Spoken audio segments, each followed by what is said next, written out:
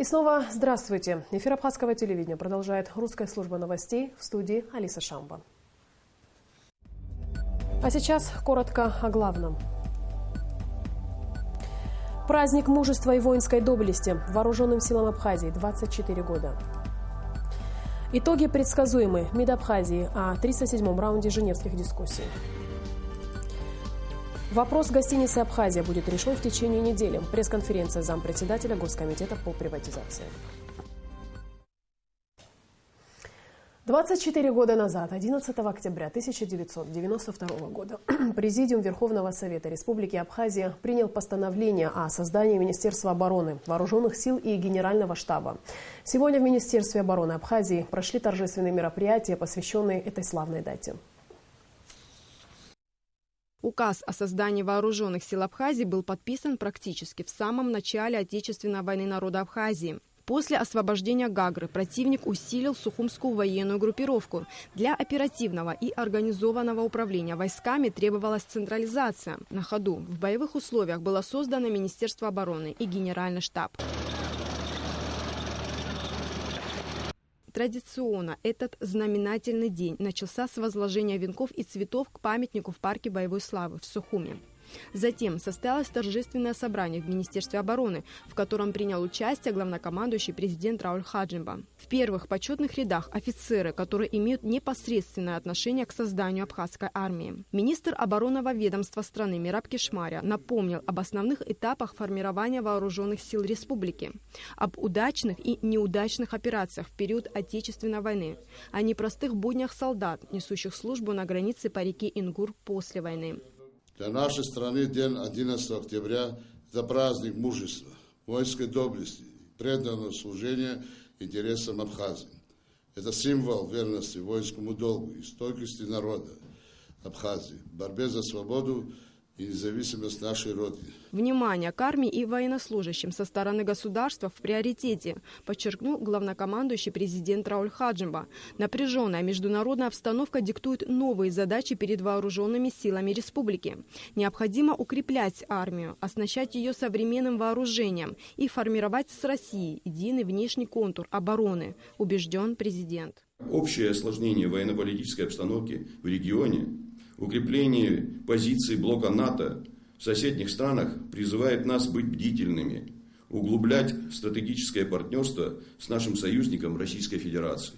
Уверен, что полноценная реализация договоренностей с Россией в области военного и военно-технического сотрудничества, направленных на формирование единого контура обороны и безопасности наших стран, послужит надежной гарантией защиты общих интересов в регионе.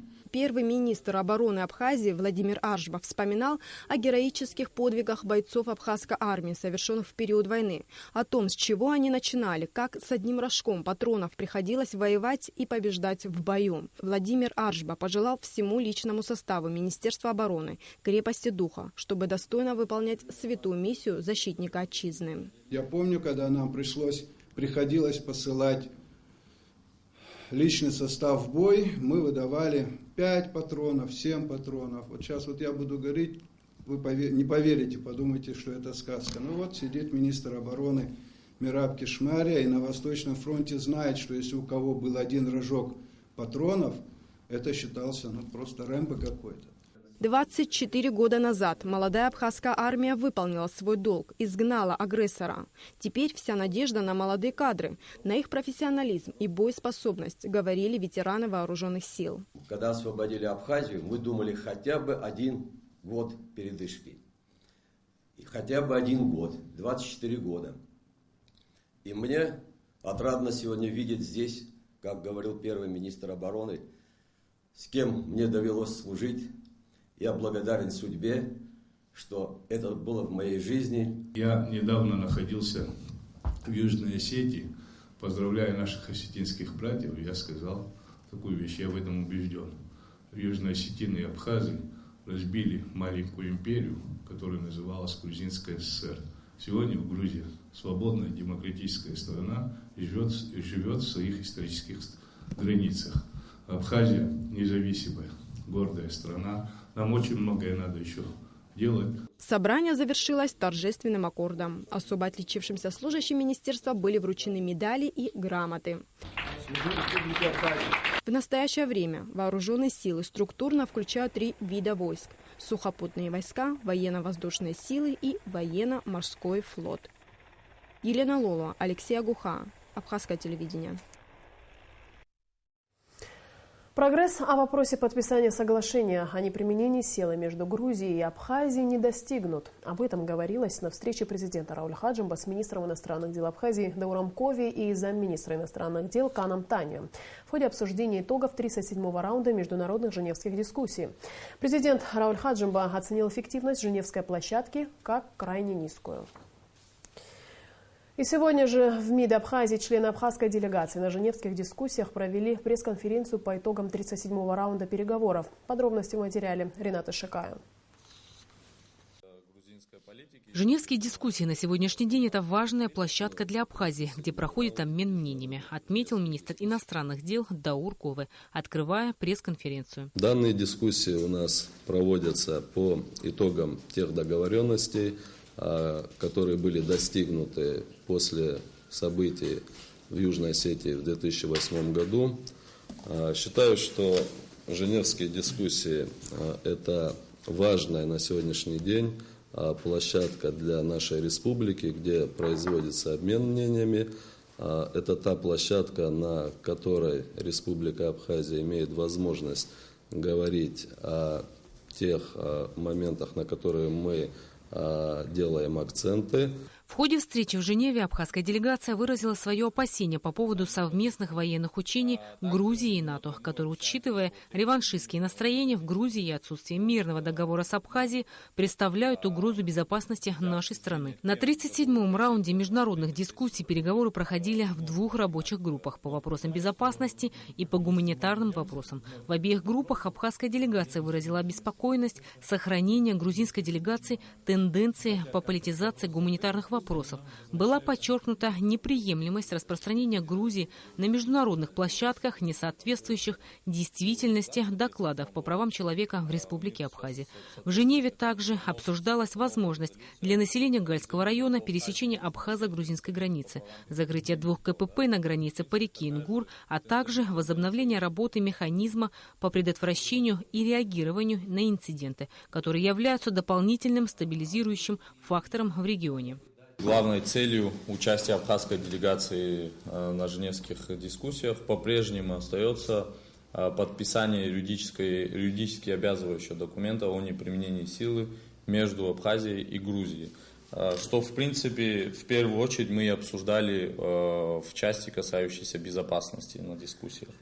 К сожалению, в очередной раз можем говорить о том, что Грузия не согласилась подписать юридически обязывающий документ, но кроме того, грузинская сторона не согласилась даже на подписание совместного заявления о приверженности к неприменению силы. Мы уже, не первый раз встречаемся с такой неконструктивной позицией грузинской делегации, поэтому для нас никаких сюрпризов не было. Продолжение такой практики и новая инициатива по продвижению на 33-й сессии Совета по правам человека проекта резолюции по Абхазии и Южной Осетии чреваты приостановлением работы всей гуманитарной группы и являются прямой угрозой срыва женевских дискуссий, отмечали участники пресс-конференции. Перед попыткой обсуждения проблемы беженцев во 2-й рабочей группе абхазские, российские и юго-осетинские участники покинули зал заседания. Абхазская делегация выразила обеспокоенность тем, что со стороны Грузии сохраняется тенденция политизации гуманитарных вопросов. Те заявления, которые делаются грузинской стороной, они в крайней степени политизированные, они провокационные. И, к сожалению, мы выразили свою обеспокоенность этим и заявили, что если эта тенденция сохранится, под угрозой вся 2-я рабочая группа. И возможно приостановление рабочей группы, а может быть даже и приостановление всего Женевского процесса, если действия Грузии продолжатся в таком же ключе. Проведение следующего 38-го раунда женевских дискуссий по безопасности и стабильности в Закавказье намечены на 13-14 декабря этого года. Рената Шакая, Михаил Баратухин, Абхазское телевидение. Президент Рауль Хаджимба принял делегацию из Турции. Турецкий профессор, историк Ильбер Артейлы отметил, что рад спустя 40 лет снова находиться на Кавказе. Он подчеркнул, что абхазы всегда занимали важное место в истории и дворцовой культуре Турции. Ильбер Артейлы отметил, что хотел бы установить контакты с Абхазским государственным университетом. Президент поблагодарил Ильбера Артейлы за визит в Абхазию. Он подчеркнул, что несмотря на то, что Абхазия небольшая страна, у нее богатая и долгая история. Глава государства отметил, что исторически Абхазия всегда была связана с большими державами, такими как Россия и Турция.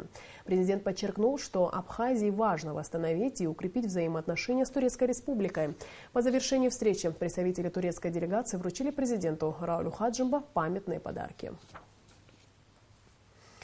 Сегодня ведутся переговоры с собственниками и арендаторами порядка 30 объектов в Абхазии. Об этом сообщил заместитель председателя Госкомитета по управлению госимуществом и приватизации Николай Ачба на пресс-конференции в Арсмира.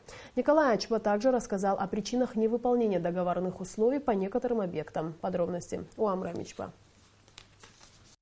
Государственный комитет по управлению госимуществом и приватизации Абхазии создан в 1999 году. Основная функция ведомства – управление государственным имуществом. А приватизация – один из методов управления им, пояснил Николай Ачба. Первый договор о приватизации заключен в 2003 году, после принятия соответствующего закона, напомнил зампредседателя Госкомимущества. Всего из республиканского имущества приватизировано около 140 объектов, и в фонд приватизации поступило 700 миллионов рублей. 2015-16 год, это, по-моему, 7 или 8 объектов. До 2005-го, по-моему, тоже что-то в этом же, в этих же пределах, не больше 10. Это республиканской собственности. А с 5 по 15? Ну, вот если около 140, вот считайте. Понятно, около 120 было. Ну, в районе того. Николай Ачба рассказал о том, как выполняется поручение президента провести инвентаризацию и составить реестр объектов государственной собственности, которые ранее были сданы в аренду или приватизированы, и по которым арендаторы и собственники не выполнили договорных условий и не ввели объекты в эксплуатацию. На данный момент с собственниками и арендаторами порядка 30 объектов ведутся переговоры, уточнила Ачба. По этому поручению ведется очень активная работа. На сегодняшний день она не закончена, но я думаю, в ближайшие сроки это будет все сделано. Ведется работа еще в каком плане? По тем объектам, по которым не исполнены условия, о восстановлении. В очередной раз напоминается о том, что они должны исполнить свои условия. Должна быть досудебная санация. Это проведение переговоров, переписка, требования об исполнении условий договора. Есть, где ведутся переговоры о расторжении договоров купли-продажи или аренды по обоюдному согласию, путем заключения соглашения о расторжении. Переходя к конкретным примерам, Николай Ачба рассказал, что ведутся также переговоры с собственниками гостиницы «Абхазия» в Сухуме, которая производит удручающее впечатление на жителей и гостей столицы. По гостинице «Абхазия» ведутся переговоры, и о расторжении в том числе. То есть мы говорим о том, что договор будет расторгнут, если в кратчайшие сроки собственник не предпримет каких-то мер по устранению нарушений. Кратчайшие сколько? Ну, это буквально вопрос недель.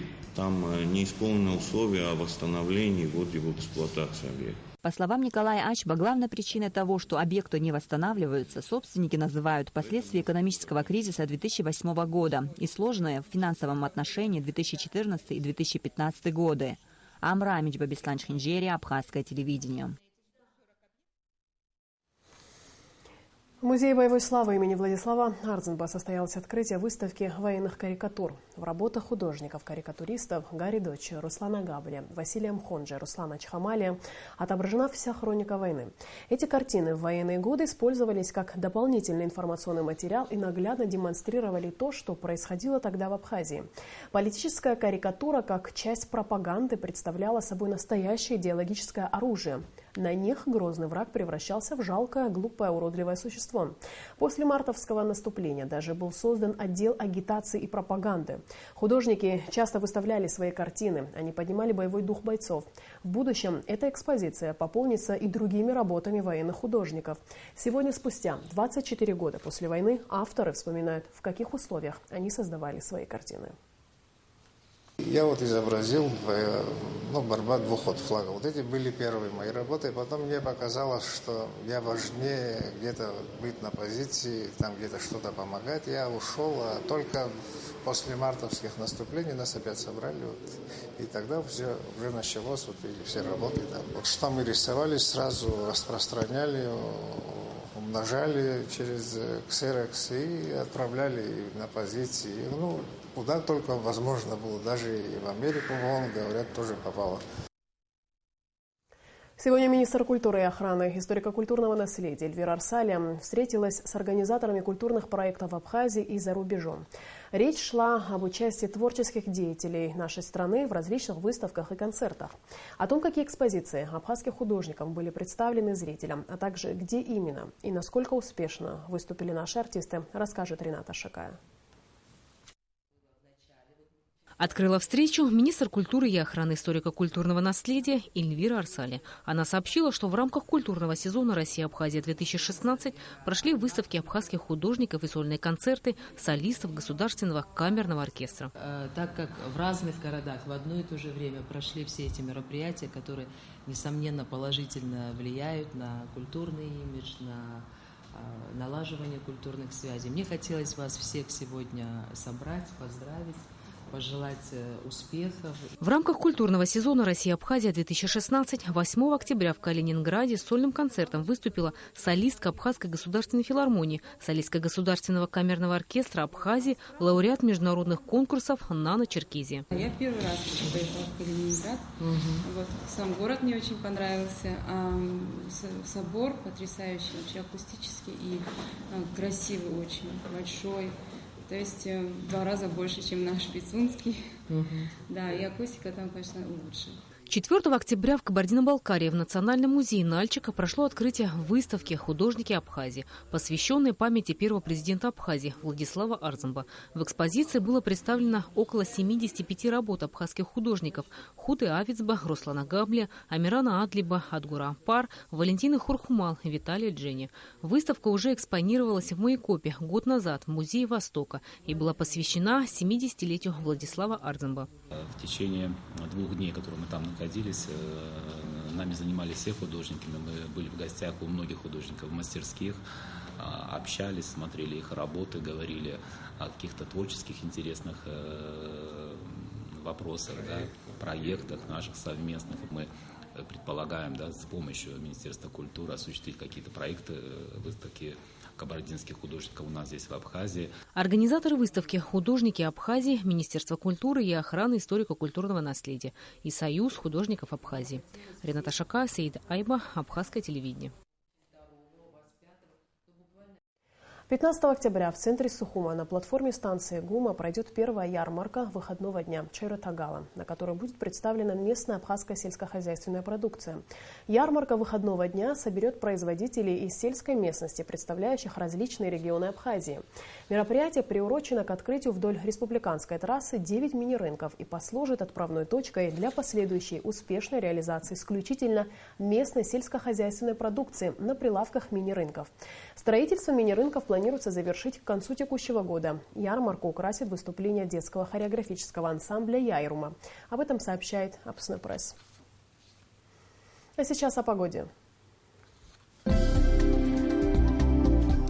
По сообщению гидрометеослужбы, завтра в Абхазии ожидается переменная облачность без осадков. Температура воздуха ночью плюс 15-17, днем 24-26 тепла. Температура морской воды плюс 21.